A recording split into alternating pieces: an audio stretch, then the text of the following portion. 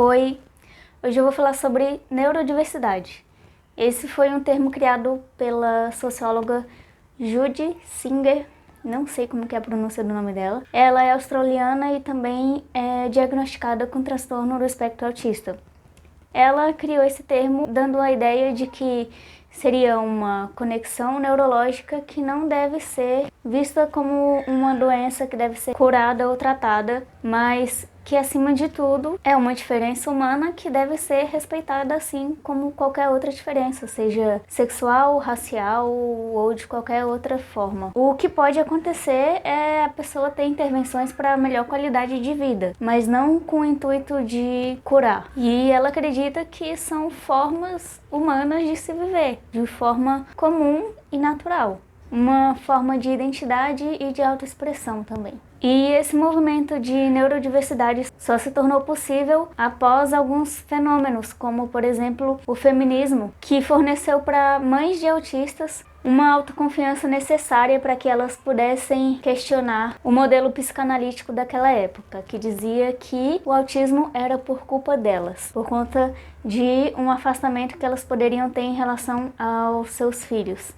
E daí que surgiu vários termos em relação à culpabilização da mãe, como mãe geladeira, fortaleza vazia. Inclusive eu falei sobre isso em outro vídeo que está na playlist História do Autismo. Um dos motivos de se utilizar esse termo, ver o autismo como uma forma identitária, seria de promover a conscientização do orgulho autista, assim como outras questões, como, por exemplo, o orgulho gay. E no dia 18 de junho, que é celebrado essa data do orgulho autista, celebrando a neurodiversidade. Em contrapartida ao movimento de neurodiversidade, alguns pais, principalmente os que têm filhos com um caso mais severo, não apoiam essa causa por conta do grau severo ter uma necessidade de um cuidado maior.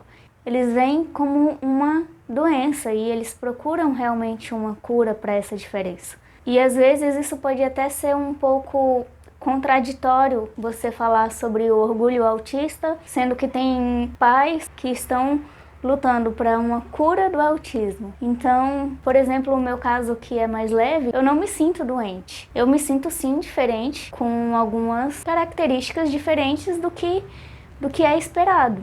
Mas eu tenho uma vida normal, eu trabalho, eu estudo, eu converso, eu tenho amigos.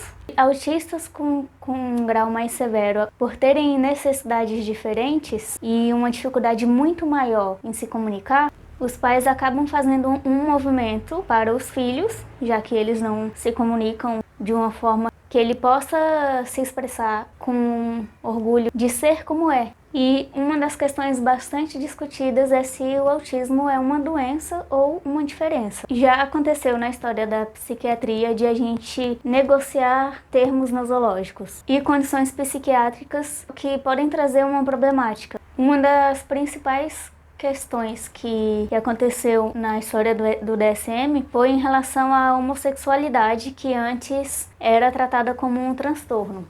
E que a partir do DSM-3, se eu não me engano, a homossexualidade foi retirada de uma classe de transtornos ou doença. E isso causa um debate muito grande acerca de se a homossexualidade é uma doença ou é uma escolha. Então, também, se fosse comparado com o autismo seria uma doença ou uma escolha ou uma identidade. E dependendo da condição, eu seria doente em dobro.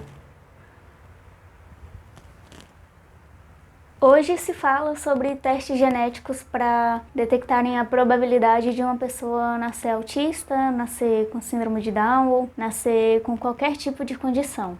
E outro debate que está crescendo bastante é justamente em relação a isso. Tem muitas pessoas aflitas e pensando a respeito desse mapeamento genético e ver a probabilidade de como que vai ser aquela nova pessoa. Então, se você já sabe que uma pessoa vai nascer autista, ou vai nascer dislexo, ou com déficit de atenção, você evitaria que essa pessoa nascesse?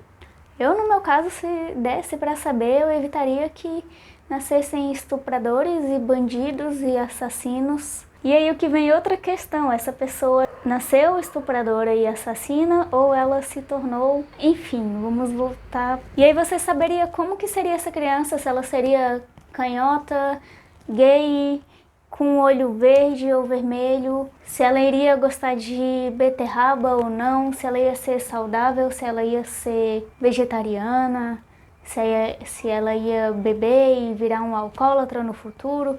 Então, não tem como que a gente fazer uma fábrica de humanos e criar pessoas com características que a gente escolhe. É melhor parar de fazer filhos e começar a construir robôs.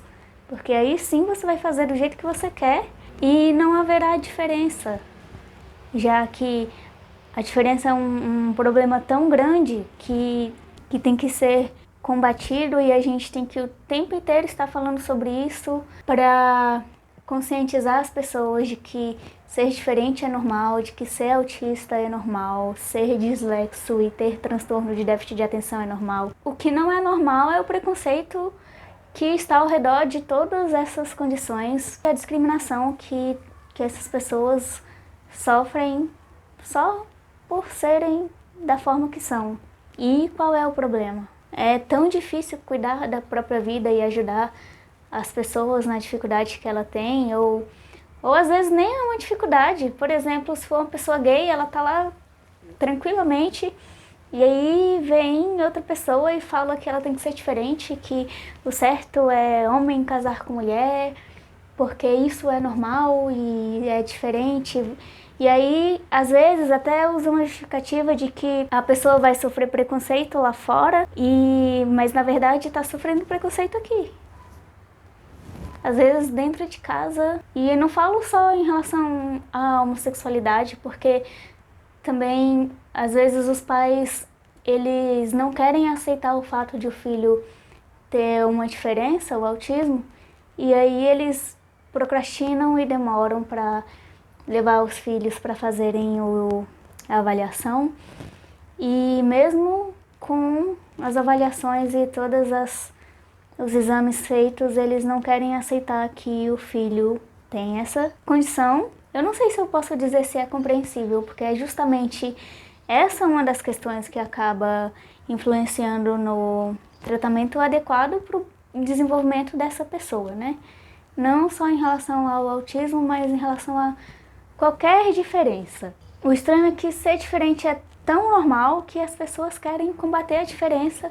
E imagina se o mundo inteiro fosse igual, se todas as pessoas usassem roupa preta e um óculos redondo e tivessem o cabelo igual. Até eu enjoei do cabelo, eu que gosto de rotina e que detesto cabelo grande, porque a sensibilidade sensorial me incomoda quando já tá aqui. Inclusive eu tô me segurando para não cortar. Ansiosa para ele crescer mais um pouco e eu conseguir prender. Enfim, nesse vídeo eu estou de bom humor e aí eu fico falando várias coisas e às vezes eu mudo de assunto sem perceber. Eu vou voltar para a linha de raciocínio que eu estava antes. Talvez esse vídeo fique grande e eu tenha que dividir em dois. E se a parte que eu tenho que dividir for aqui, eu já falo que essa foi a primeira parte e que vai ter a segunda parte em outro vídeo.